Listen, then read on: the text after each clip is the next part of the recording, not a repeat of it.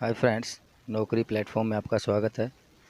दोस्तों, इस वीडियो में हम आपको बताएंगे रीजनिंग के बहुत ही महत्वपूर्ण प्रश्नों के बारे में जो कि परीक्षाओं में बार बार पूछे जाते हैं। दोस्तों, जिस पैटर्न के क्वेश्चन हम करवाएंगे, इस तरह के क्वेश्चन सभी परीक्षाओं में इसी पैटर्न पर 2 से 3 क्वेश्चन पूछे जाते हैं। साथ ही हम इस तरह के प्रश्नों को सोल्व करने का बिल्कुल आसान तरीका बताने वाले हैं, ताकि आपको परीक्षा में रीजनिंग के क्वेश्चन हल करने में कोई समस्या ना हो। और मेरा हर बार आपको एक सजेशन रहता है कि जितने भी क्वेश्चन हम इन वीडियोज़ में करवाएं, उन सभी को आप एक कॉपी में ज़रूर नोट करिएगा, ताकि जब आपका एग्ज़ाम नज़दीक हो, आपको रिवीजन करने में कोई दिक्कत ना हो। आइए शुरू करते हैं।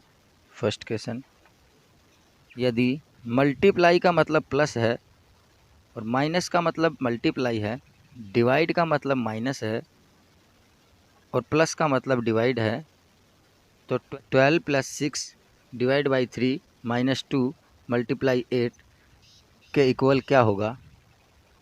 दोस्तों, इस तरीके के क्वेश्चंस आपके सभी कॉम्पिटिटिव एग्जाम्स में लगभग 1 या 2 क्वेश्चन पूछे जाते हैं, चाहे एसएससी का हो, रेलवे का हो या किसी स्टेट गवर्नमेंट का हो। सभी में इस तरीके के क्वेश्चंस पूछे जाते हैं और ये बिल्कुल सिंपल क्वेश्चंस हैं। इनमें आपको सिंपल कैलकुलेशन करना होता है।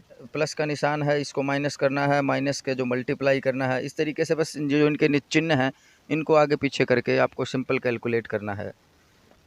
तो आइए देखते हैं।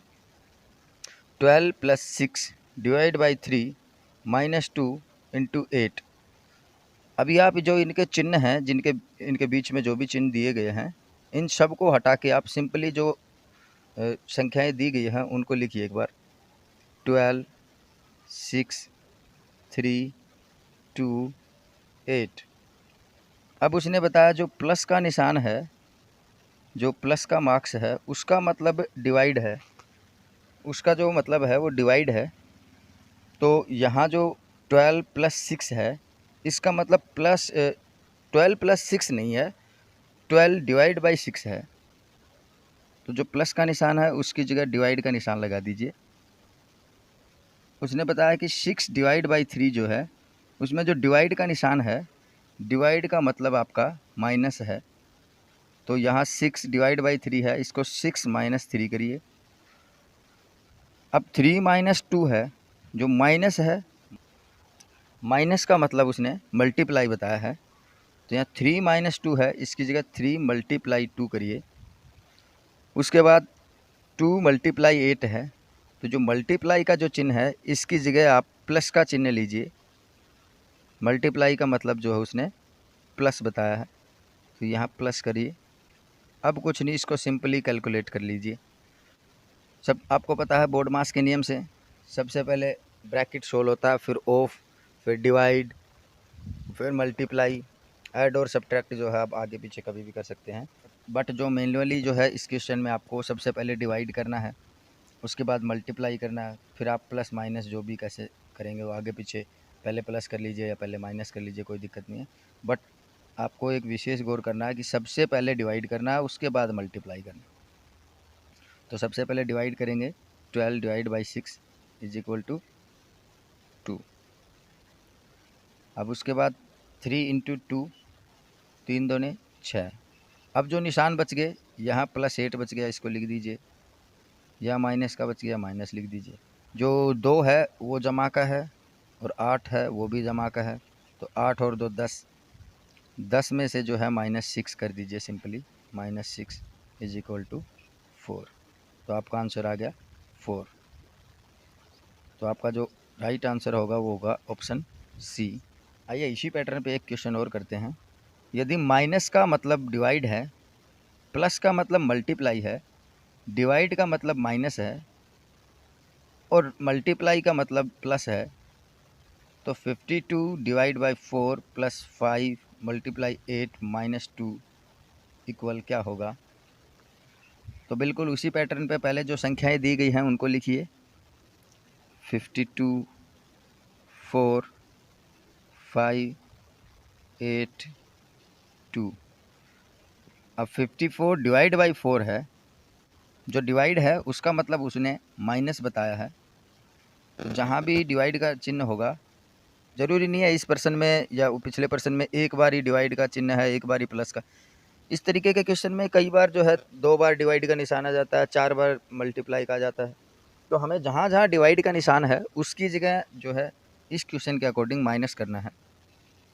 तो 52 डिवाइड बाई 4, डिवाइड है उसका मतलब है माइनस, तो 52 माइनस 4, 4 प्लस 5, प्लस का मतलब उसने मल्टीप्लाई बताया है, तो 4 मल्टीप्लाई 5, 5 मल्टीप्लाई 8, जो मल्टीप्लाई है इसका मतलब उसने प्लस बताया है, मल्टीप्लाई का मतलब प्लस है, तो 5 प्लस 8। अब 8 माइनस 2, माइनस का मतलब उसने डिवाइड बताया है, तो 8 डिवाइड बाई 2। अब सिंपली इसको जो है सोल्व कर लीजिए सिंपल कैलकुलेशन से। सबसे पहले डिवाइड करेंगे, उसके बाद मल्टीप्लाई करेंगे, फिर प्लस माइनस जो भी जैसे करना चाहो आगे पीछे कर लेना आप।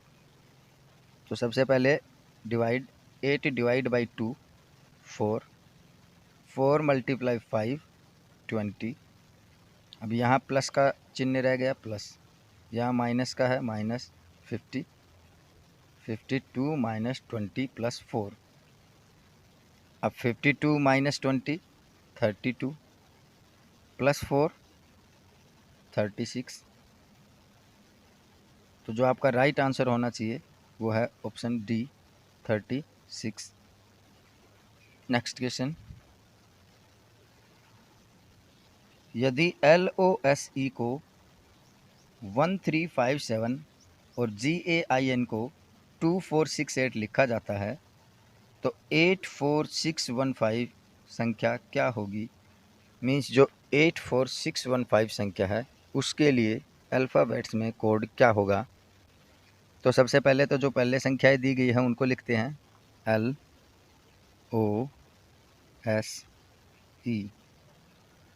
एल के लिए उसने जो 4 वर्ड दिए हैं LOSE, उसके लिए 4 जो है संख्याएं दी उसने 1357।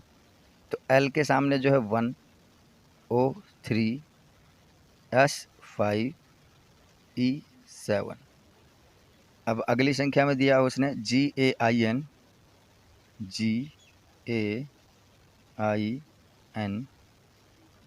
और इसके लिए दिया है 2468, 2468। ये उसने अल्फ़ाबेट्स के लिए कुछ नंबर दिए हैं। अब आपको ये नंबर दिया है 84615, 84615। अब इसका अल्फ़ाबेटिक कोड बताना आपको। तो जो 8 है उसके लिए उसने N जो दिया है, 8 के लिए 8 की जगह आप N लिखिए।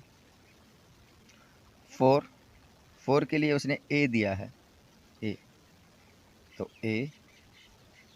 6 के लिए जो है 6 के लिए उसने I दिया है, I। अब 1 दिया है तो 1 के लिए उसने L बताया है, L।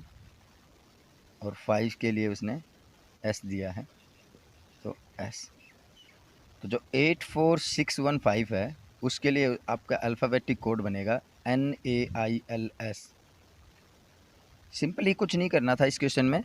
जो L दिया है उसके लिए पार्टिकुलर कोड दिया है 1, O के लिए आपका 3, S के लिए 5, E के लिए 7। इसी प्रकार G के लिए उसने 2 दिया है, A के लिए 4, I के लिए 6 और N के लिए 8। या फिर यूँ कह सकते हैं आप इसको कि जो 8 के लिए कोड दिया है वो N है, 6 के लिए वो I, 4 के लिए A, 2 के लिए G।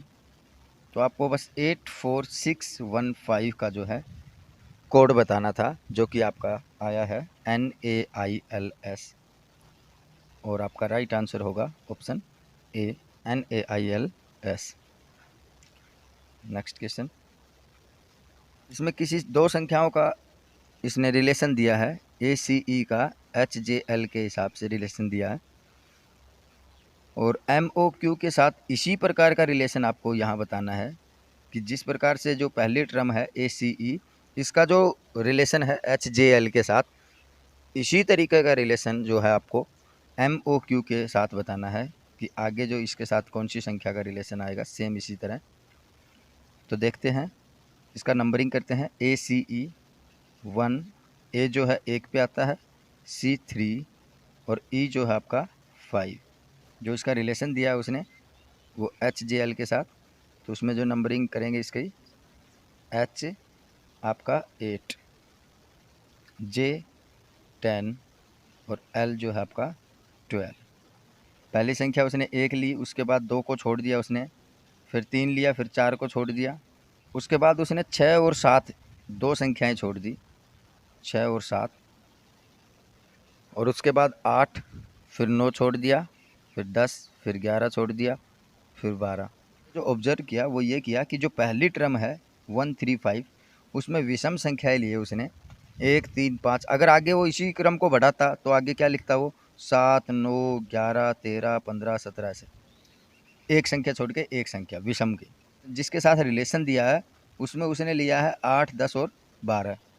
8 10 12 का मतलब जो सीरीज विषम संख्याओं की चल रही थी उसको सम संख्या बना दिया उसने, बीच में 2 अंक छोड़ के 6 और 7 को उसने छोड़ दिया, फिर 8, फिर उसने 10 12 मीन्स इसमें एक एक संख्याएं छोड़ के यहाँ जो जितनी भी संख्याएं बनी वो सम संख्याएं ली है। तो इसी प्रकार से इसको देखते हैं। M जो है आपका 13, O 15 और Q 17। तो जो पहली टर्म है अपनी 1 3 5 इसी ने लिया है 13 15 और 17। यहाँ करते हैं एक बार 1 3 5, फिर उसने दो संख्याएं छोड़ के ली हैं 8 10 के बीच में उसने 2 अंक छोड़ दिए 6 और 7, दो संख्याएं छोड़ दी उसने इसी सीरीज में। 5 के बाद उसने 6 7 छोड़ दिया। आप भी 17 के बाद 18 और 19 जो है छोड़ दीजिए, और आगे वाली टर्म जो है 20 22 और फिर 24। तो आपका जो न्यूमेरिकल कोड बना वो बना 20 22 और 24। जो 20 है तो 20 नंबर पे अल्फ़ाबेट्स में आता है T, 22 पे V और 24 पे आपका X। तो आपका आंसर बनेगा TVX, TVX जो कि आपके ऑप्शन सी में है TVX। तो इस क्वेश्चन का राइट आंसर है option C. Next question, capital A small a b ratio small a capital AB। पिछले क्वेश्चन की तरह उसने पहली जो दो टर्म दी हैं उनका आपस में किसी तरीके का रिलेशन है, उसी तरीके का रिलेशन आपको नेक्स्ट टर्म में बताना है PQR वाली में। तो आइए देखते हैं। उसने लिखा A capital A small B small ratio A small A capital B capital. तो गौर से देखिए कि उसने जो पहली टर्म है उसमें A को कैपिटल दिया है, तो उसी के साथ जो रिलेशन दिया उसमें दूसरी में A को स्मॉल दिया है। जो दूसरी संख्या है उसमें A और B दोनों को स्मॉल दिया है, और जो रिलेशन दिया उसमें A और B दोनों को कैपिटल दिया है। मीन्स जो कहने का मतलब है कि जो रेशियो के निशान से इस तरफ के जो भी अल्फ़ाबेट्स थे उनमें जो कैपिटल था उसको उसने स्मॉल बना दिया, और जो स्मॉल थे उसको कैपिटल बना दिया इस साइड। तो हमें भी अपने क्वेश्चन में इसी प्रकार करना है।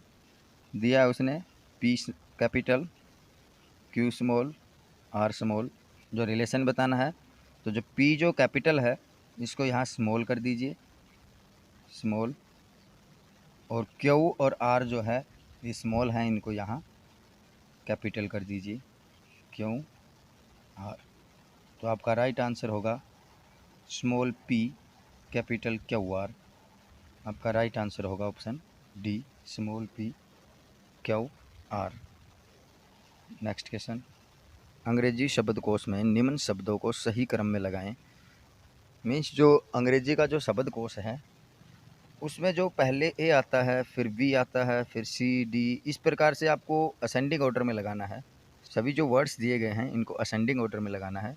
अब इस तरीके के क्वेश्चंस को करने से पहले एक छोटा एग्जांपल देखते हैं। जैसे आपने लिख दिया कैट, फिर लिख दिया एप्पल, डॉग, बॉय। अब आप इनको देखने से सिंपली बता देंगे अंग्रेजी शब्दकोश है उसमें सबसे पहले एप्पल आता है, इसका पहला वर्ड जो है वो ए है और ए जो है वो पहले नंबर पे आता है। उसके बाद बॉय आता है बी पे, दूसरा जो वर्ड आता है वो बी आता है, तो आप इसको 2 नंबर पे लिख देंगे। फिर आता है सी कैट है, फिर आप इसको 3 नंबर पे लिख देंगे। और फिर आता है डी, इसको 4 नंबर पे लिख देंगे। बस इसी तरीके से आपको इसी पैटर्न को फॉलो करते हुए ये क्वेश्चन सोल्व करना है। कि सबसे पहले तो आपको पहले लेटर को देखना है। उसने पहला लेटर सभी का सेम दिया है सी, तो इसको छोड़ दीजिए। दूसरा लेटर देखिए, दूसरे लेटर में उसने ए दिया है सभी में ए, अब इसको भी छोड़ दीजिए क्योंकि सभी में सेम है, इससे तो पता नहीं चल रहा कि कौन सा लेटर जो है पहले आना चाहिए। तीसरा लेटर देखिए, यहाँ आर, यहाँ भी आर, यहाँ भी आर, यहाँ भी आर, और यहाँ टी दिया है। तो आपको इतना कंफर्म करना होगा, आर जो है आपका आर 18 नंबर पे आता है अल्फ़ाबेट्स में, और टी जो है आपका 20 पे आता है। तो मीन्स पहले जो है वो आर आता है और टी जो है बाद में आता है।